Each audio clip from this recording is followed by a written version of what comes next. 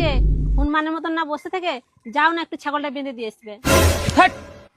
ঘরে থাকলে শুধু এটা করো ওটা করো, শান্তিতে থাকতে দেবে না। আমি ছাগল বাঁধতে যেতে পারবো না। ঠিক আছে, আমি ছাগলটা বেঁধে দিয়ে আসতেছি। বৌদি কেমন আছো? ভালো। আর কদিন ধরে দেখতে পাইনি, কোথায় গেছিলে? আর বলো না, আমার মাতাল স্বামী আমাকে ঘর থেকে বেড়াতেই দেয়নি। আর জানো তোমার জন্য আমার কত মন খারাপ হচ্ছে, তোমাকে দেখতে পাইনি বলে।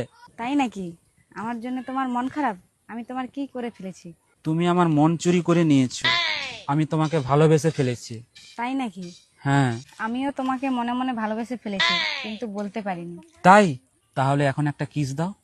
এখন এখন যদি কেউ দেখে ফেলে? আর তোমার বউ? আরে কেউ দেখবে না, আর আমার বউয়ের কথা বলনি, সে এখন মাছ বাঁচতে লেগেছে, তার 1 ঘন্টা লেগে যাবে। যদি চলে আসে? আসবে না বললাম তো। আচ্ছা না,